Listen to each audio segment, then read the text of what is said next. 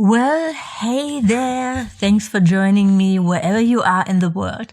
I'm Susanne Reiker, your host of this podcast, and just know I'm so grateful for you. And I create every episode of the Blissful Biz podcast with you in mind, like this one. One of the things I like most about the new year is the chance of a fresh start.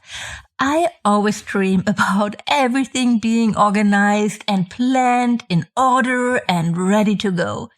In this episode, I'm sharing my planning and organizational process, how I plan my year, my months, my weeks, and my days. So prepare to walk away with a huge weight off your shoulders because here's my goal for you. I want you to step into a year where you feel focused and clear on what you need to do and when. You feel only the good stress, there's a difference, and you feel in control. But most of all, I want you to have fun working towards your goal and still have the free time to spend with the ones you love. Hey there, welcome to the Blissful Biz podcast. I'm your host, Susanne Reiker, here to help yoga and wellness entrepreneurs build a thriving online business. If you're ready to make a bigger impact and earn money online, you are in the right place. Each week you learn about websites, digital products, social media strategies, and what's working now to build your online business. And now let's get started. Okay, let's do this. Let's start with planning your year. Your first step is to get a general overview of the year ahead. So I use Asana, an online project management tool that's freaking amazing. I mean, I love it and I use it every single day. You can sign up for it when you go to asana.com, like the yoga pose, asana, asana.com. They have an amazing free plan, which I actually still use. So there's no need for you to sign up for the paid plan. Make sure when you sign up for it that you find the free plan. So I use it for everything, to organize everything in my business, but I also create a yearly plan in there.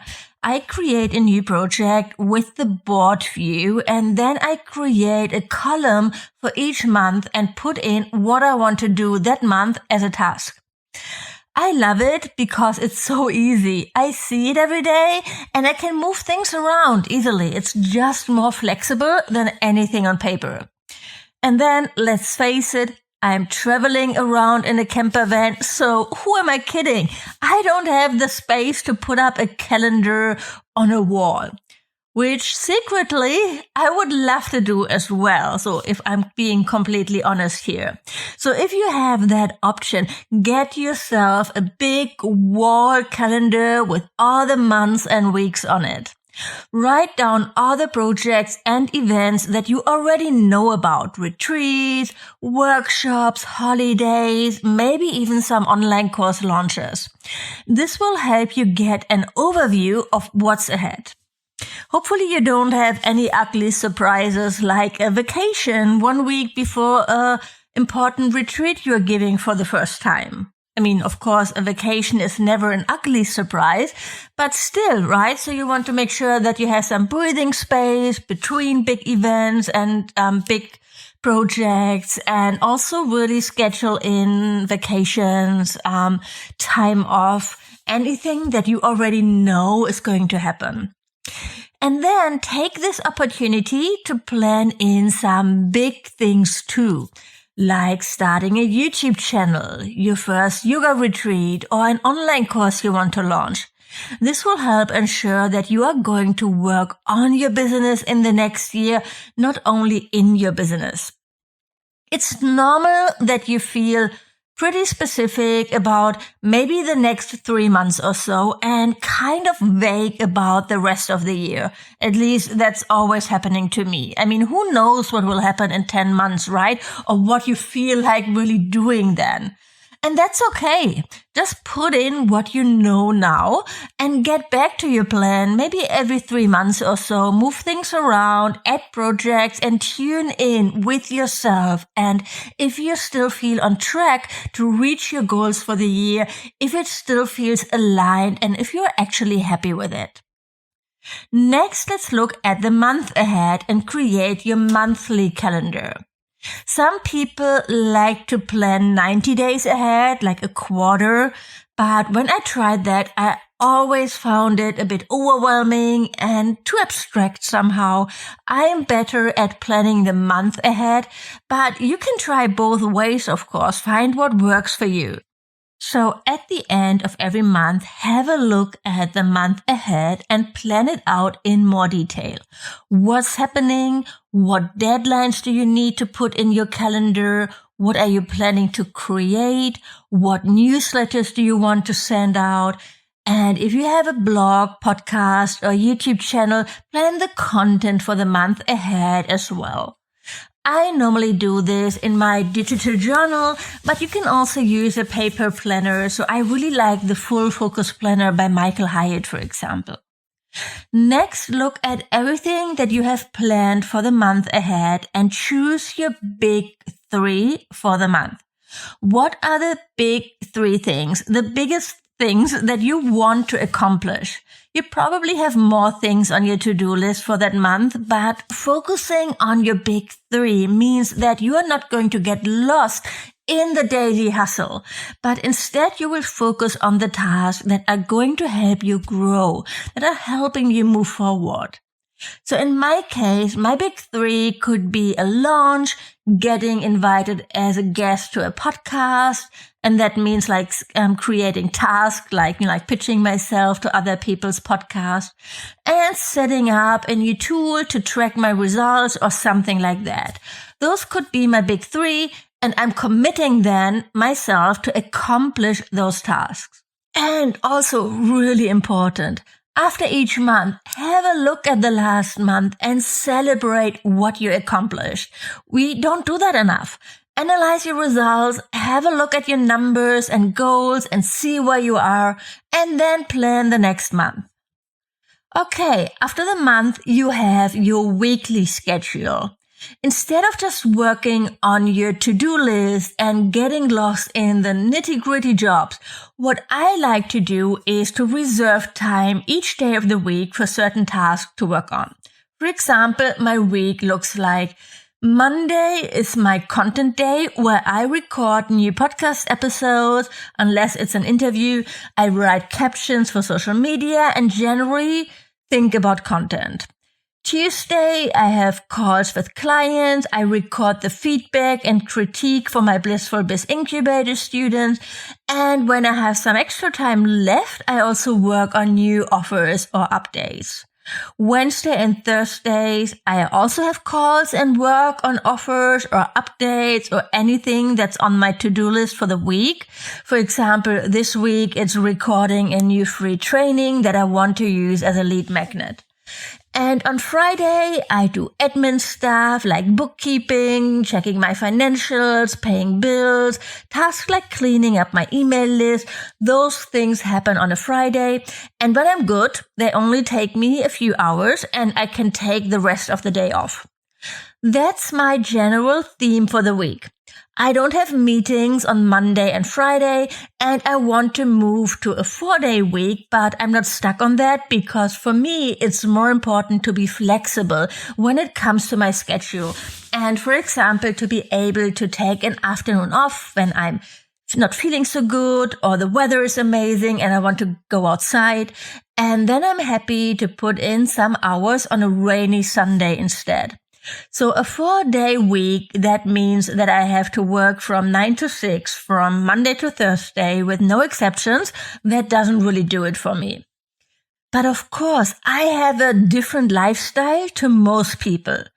I don't have a family that don't want me to work on a weekend. I don't have a big team to manage. When I'm traveling in my camper van, it looks different as well. And I need more flexibility. So, find out what kind of schedule works for you and your lifestyle. The next step is to create your to-do list for the week ahead based on your monthly calendar. I normally do this on a Sunday, and because I have all my projects and tasks scheduled in Asana, this is really easy. It only takes me like a few minutes. The important thing here is that every project is separated into single small tasks. For example, instead of just writing plan new workshop in your schedule, you can come up with single tasks like come up with outline for workshop, write newsletter invitation for workshop, create flyer for workshop, create workshop workbook, all those things, and then set a date for each task. Just like for the month, choose your big 3 for the week ahead as well. What are the main 3 things you want to accomplish that week that will help you move forward with your business? When you do that, you set yourself up for growth. Instead of just working in your business, you are actually working on your business first. This made such a big difference when I got really consistent doing that. You probably have more tasks you need to get done that week, right? And they might be important as well, like preparing your bookkeeping files for your accountant. But normally you don't have to do them first thing, unless you have a deadline, of course. Plan it so you can focus on your big 3 first. How I do it is that I look at my task list for the week ahead in Asana and the projects that I'm working on right now, what's scheduled for that month, where am I, are other tasks for that week actually scheduled. And I also look at my Google Calendar, what upcoming events and appointments do I have, how much time do I actually have each day to work on tasks. And then I start assigning tasks to each day. This takes some practice to be realistic with how much you actually can accomplish each day, how long a task will take you. And when in doubt, I recommend to be conservative and assign less tasks to your day, because it makes a big difference in how you feel at the end of the week when you're actually able to accomplish everything that you set out to do. When you have some time left, you can always select more tasks that you've planned for later and get ahead. And that's going to make you feel good, right? Instead of never going to be able to take off everything, to finish everything because you put just too many things on your plate.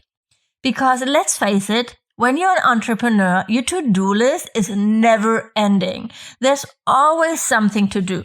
Always. The secret is to choose what to focus on and to prioritize. This is what we help our students inside the Blissful Biz Incubator with a lot, to help them plan the month ahead, what to focus on, what's actually important to move forward and get results. If you would like to learn more about the program, the Blissful Biz Incubator, go to susannereiche.com/application to get all the details, what's included, how it works, and how to actually build a thriving, profitable online business. That's susannereiche.com/application. Okay, moving on. The next step is to plan your day ahead. When you're using Asana, you will see all your tasks and have your daily to-do list. So really easy. Add things that might have come up, like a visit to the doctor, and be realistic when looking it over. Do you have a chance of accomplishing everything on your list that day? If not, check what you can reschedule. Doing this now and not at the end of the day will make you feel so much better. Again, choose your big 3. So here it can also be just one main task for the day. Choose between 1 and 3 tasks that are most important for you to accomplish that day, and then work on those things first. For example, for me, this means that I don't start my day answering emails. Never. Today is Monday, and I actually started my day recording this podcast episode because this is one of my big things for the day. I'm going to spend all morning on it, then take a break and walk Luna. And in the afternoon, I'm going to get to those emails, and then I'm going to work on social media content. I also have calling my sister on my list because I didn't get around to do it on the weekend. So yes, you can have private things on your to-do list as well. And actually you need to be aware of like private appointments when they are in your calendar, and they're going to affect, of course, how much time you have that day to work on your business, right? So really make sure that it's like everything, that you have everything, an overview of everything. That's what I mean. If you have a business like I have, where business and private life get so intertwined, it doesn't work otherwise. It would feel kind of stupid to have two separate to-do lists. So actually it's on there. Everything is in Asana. And there you have it. I hope you have fun planning your year, your months, weeks, and days. Don't hesitate to reach out to me when you have any questions. Email me at hello@susannereiker.com or DM me on Instagram. I'm Susanne Reiker there as well. Let me know how it's going. All right, my sweet friend, I cannot wait to be here with you again. Talk soon. Thank you for listening to this episode of the Blissful Biz podcast. If you like the show, please leave a review on iTunes. This would mean the world to me. And of course, don't forget to subscribe to the podcast to never miss a new episode. To learn more about how to work with me one-on-one, my courses and membership, or to get instant access to freebies, workshops, and more, go to susannereiker.com right now. Thanks for tuning in and see you next time.